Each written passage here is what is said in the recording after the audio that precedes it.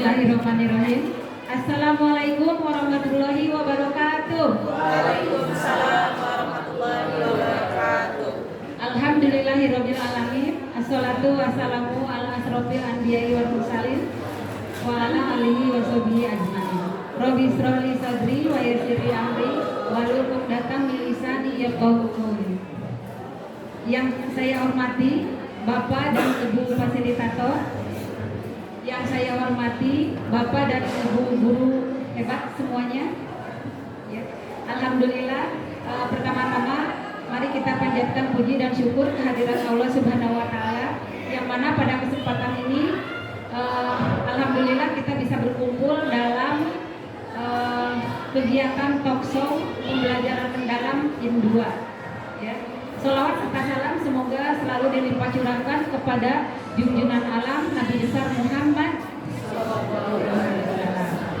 Baiklah, pada kesempatan ini, pada talkshow kali ini kami kelompok rumput IPS 1 mengambil tema yaitu mengenai mengapa sih pembelajaran mendalam itu penting untuk masa depan pendidikan di Indonesia. Ya, oke. Sebelumnya di tengah-tengah kita sudah hadir Bapak dan Ibu narasumber yang ganteng dan cantik-cantik di sini. Oke.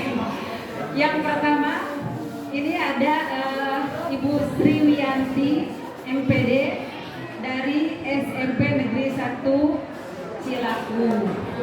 Ya, boleh tepuk tangan buat Ibu Sri. Berikutnya ada Pak Aminuddin Arif dari SMP Islam An-Naba. Narasumber yang ketiga, ini yang imut-imut ini ada Ibu Nani Robia dari SMP IT Raudatul Muta. Ya. Oke, kelompok IPS 1 sudah siap? Siap, Bu. Ya. Oke. Kelompok IPS 1 apa jargonnya? Sehat, semangat, sukses. Amin. Ya. Oke, sekali lagi ya. Kelompok IPS 1 Sehat, semangat, sukses. Oke. Insya Allah kita semua selalu dalam keadaan sehat walafiat. Ya, sampai kegiatan kita di pembelajaran mendalam ini selesai ya. Besok insya Allah. Oke. Kita mulai saja. Jadi talkshow kali ini seperti kita ketahui semuanya bahwa di dalam pembelajaran mendalam itu ya ada yang namanya proses belajar yang menekankan pada pemahaman konseptual, kemampuan berpikir kritis, kemudian refleksi dan transfer ilmu pengetahuan ke situasi yang baru. Jadi strategi pembelajaran mendalam itu tidak berhenti pada hafalan atau reproduksi informasi saja, melainkan mendorong peserta didik merekonstruksi makna dan mengaitkan konsep lintas disiplin dan memecahkan masalah autentik. Ya, oke. Sekarang kita beralih ke narasumber kita. Ya, oke. Yang pertama, ini kira-kira ya menurut Ibu Nani, ya, menurut Ibu Nani, apa sih tantangan terbesar dalam melaksanakan pembelajaran mendalam di kelas? Ya.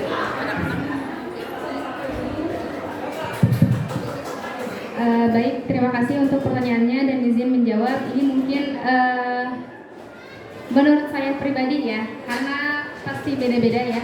Kalau menurut saya dan sesuai yang sudah saya hadapi, tantangan untuk mengimplementasikannya, pertama mungkin pengetahuan saya pribadi ya, karena katakanlah masih dasar ya. Terlepas dari background pendidikan saya bukan pendidikan, jadi mungkin terjun di dalam pendidikan menjadi tantangan dan hikmah terbesar bagi saya. Kemudian selain dari pengetahuan dasar saya, ada sumber daya baik itu manusianya ataupun alam, fasilitas yang ada di sekolah yang memang jauh dari kata gitu ya. Tapi jauh dari kata tersedia. Kalaupun misalkan memang ingin melakukan proyek-proyek anak, pasti harus dari anak untuk anak juga gitu. Jadi itu menjadi titik olah pikir untuk saya pribadi, karena ternyata kalaupun harus mengeluarkan uang asal tidak gimana gitu ya. Jadi jelas itu pun tantangan bagi saya. Kemudian selain dari pengetahuan dasar, kemudian sumber daya, dan kemudian motivasi anak yang katakanlah tidak sama setiap anak. Jadi perlunya motivasi dari saya dulu, baru anak akan ikut termotivasi. Seperti itu mungkin Ibu Moderator. Mungkin ada tambahan dari Pak Amin.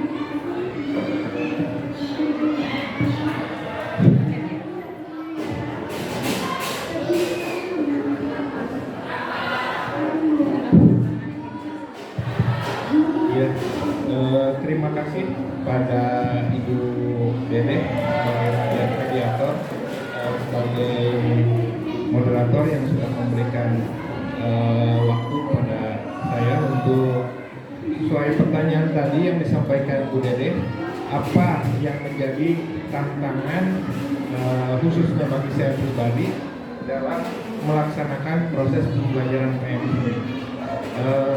Sebetulnya hal yang sama dirasakan hampir oleh setiap guru ya, termasuk apa yang disampaikan oleh Bu Nani tadi. Ada sebuah budaya perubahan gitu ya.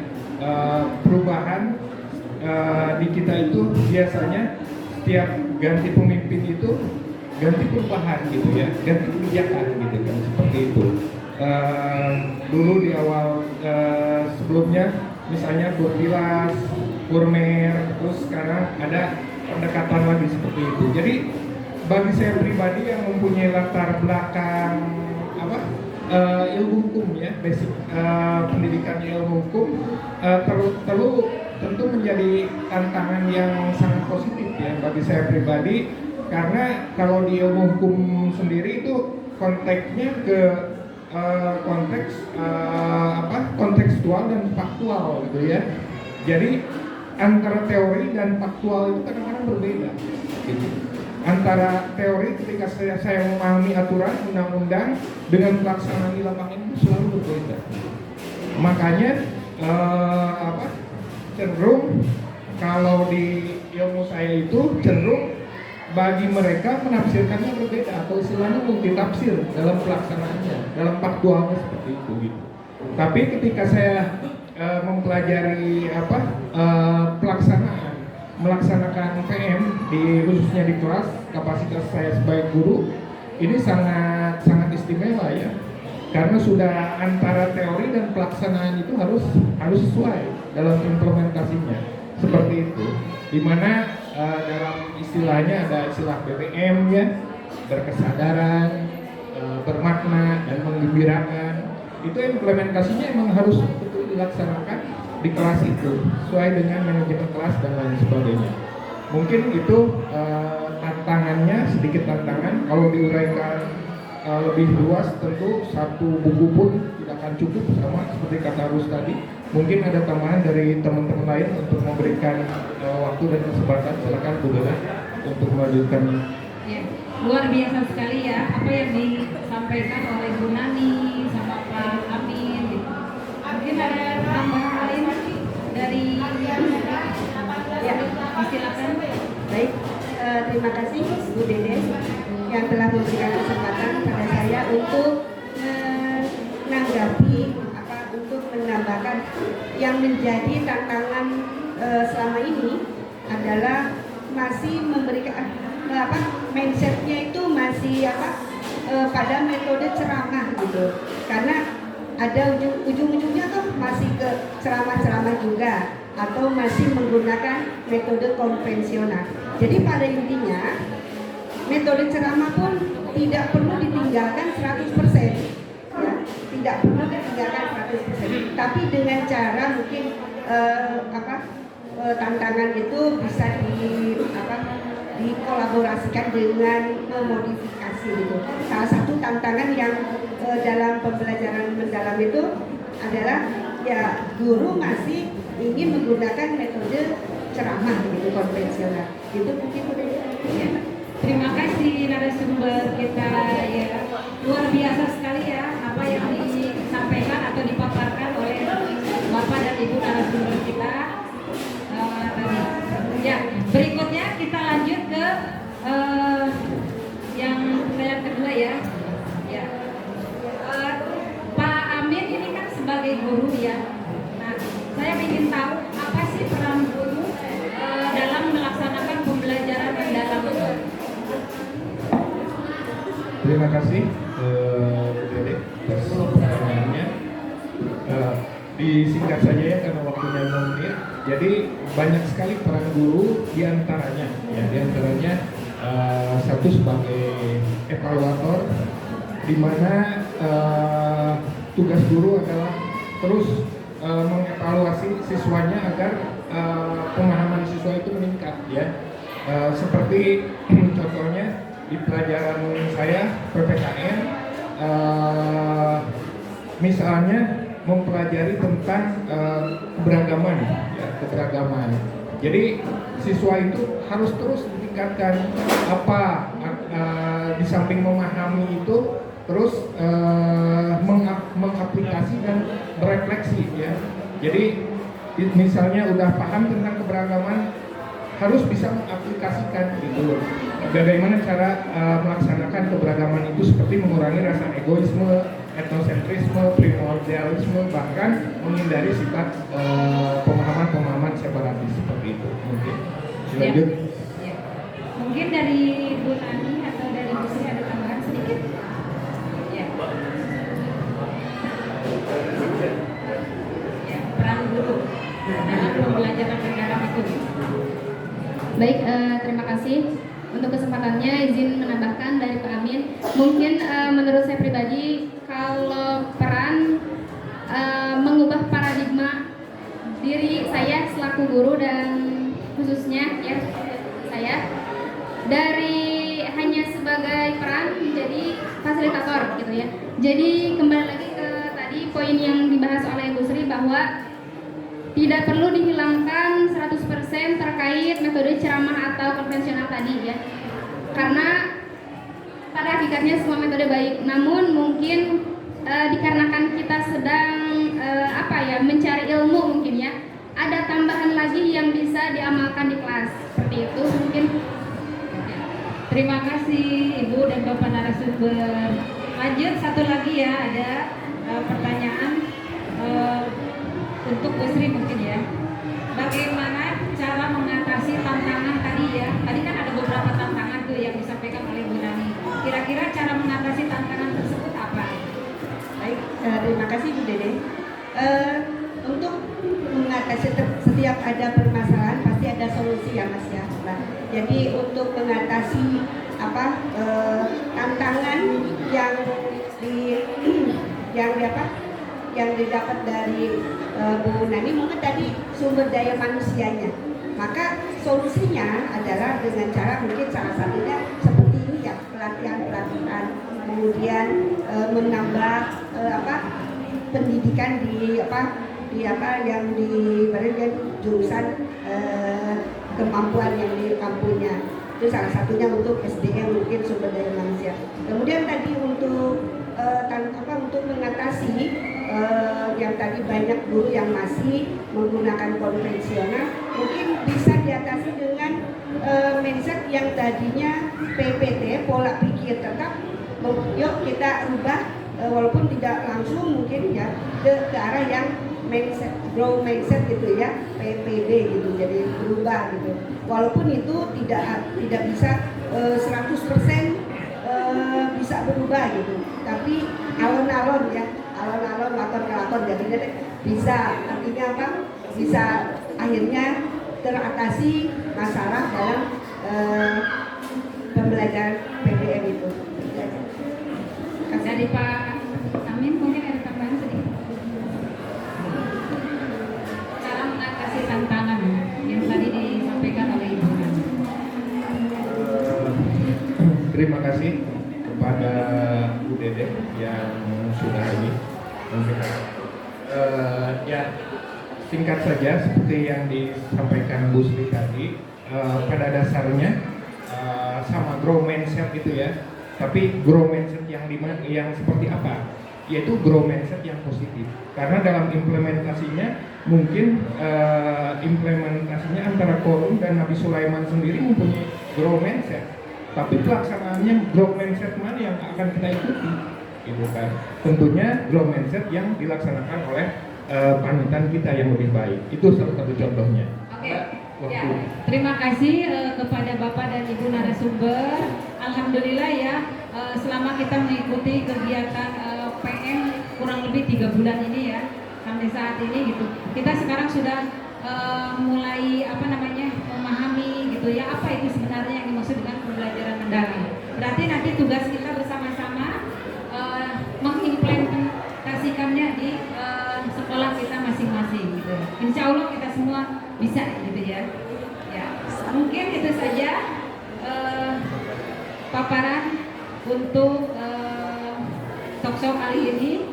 Mudah-mudahan apa yang dipaparkan oleh kelompok kami itu bermanfaat untuk kita semua. Terima kasih atas perhatiannya. Mohon maaf bila ada kesalahan dan kekurangan. Assalamualaikum warahmatullahi wabarakatuh. Waalaikumsalam warahmatullahi wabarakatuh. Kelompok IPS 1. Sehat, semangat, dan sukses. Ya, silakan ada yang mau menanggapi atau memberikan pertanyaan.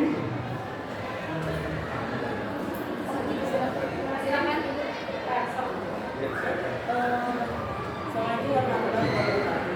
Waalaikumsalam.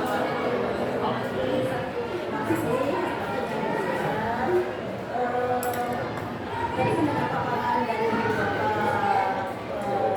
narasumber ya, bagus sekali. Dari pemaparan tersebut, menurut Bapak Ibu narasumber, manfaat apa sih yang utama sekali dari pembelajaran mendalam ini untuk siswa sendiri? Ya, pertanyaan yang sangat luar biasa sekali ya. Oke, jadi tadi manfaat apa saja dalam pembelajaran mendalam ini yang bagi siswa gitu ya, peserta didik. Siapa yang mau? Ya, boleh? Baik, terima kasih untuk pertanyaannya dan izin menjawab. Manfaat untuk siswa dari hasil pembelajaran mendalam ini mungkin siswa lebih kritis ya, karena adanya metode-metode yang dipelajari di pembelajaran mendalam ini atau deep learning ini, siswa lebih kritis karena diajak masuk ke dalam prosesnya gitu. Jadi tidak hanya yang tadi konvensional, ketika ceramah kan hanya kita saja ya yang ada dalam prosesnya, anak hanya mengikuti. Sedangkan ketika kita beralih ke deep learning, mungkin anak ya student center, tidak hanya teacher center seperti itu. Mungkin di samping anak lebih kritis, kemudian otomatis pemikiran anak pun akan meningkat ya, seperti itu, dari yang stagnan mungkin menjadi ke naik satu level pemikirannya, seperti itu. Ya. Sudah cukup ya. Ya, alhamdulillah berarti ya talkshow untuk kesempatan ini sudah selesai.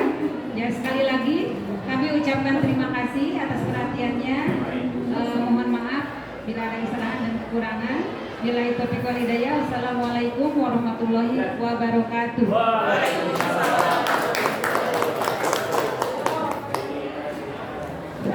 Jika